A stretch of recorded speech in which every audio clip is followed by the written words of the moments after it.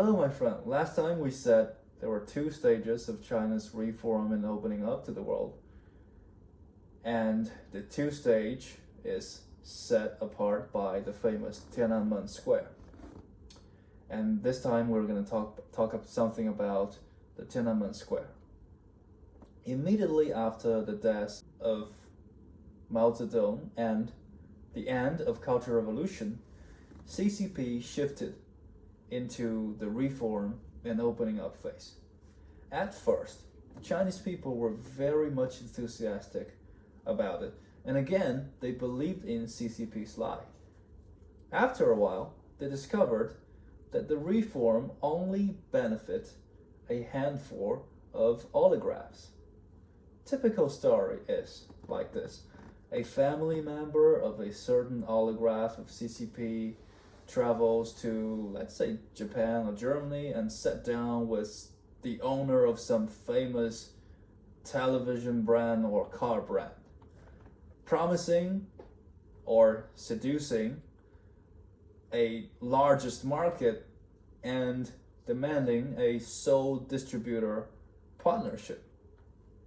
Yes, Chinese people, for sure, they started to enjoy television, they started to enjoy cars, but at what cost? Definitely not a fair price under a free market economy. So things and dissatisfaction began to accumulate. And after around 10 years, the original hope had turned into disappointment. And then, naturally, you have the TianAnMen Square event.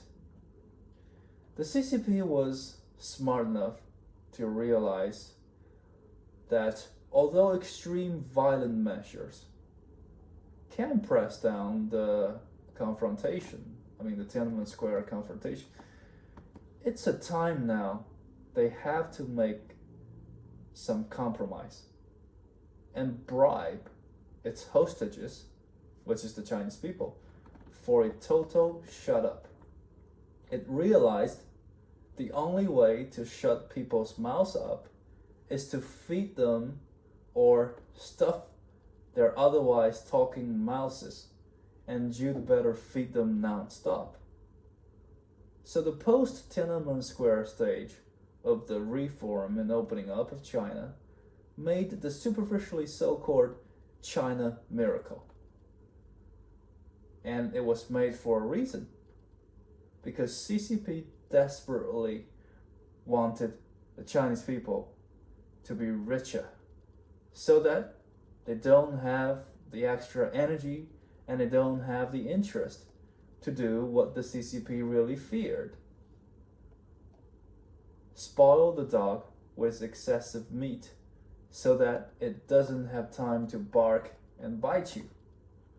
That was CCP's strategy. And after 30 years abusive, unhealthy eating, the dog is now overweight, with high blood pressure, diabetes, and don't know who imprisoned itself in the first place.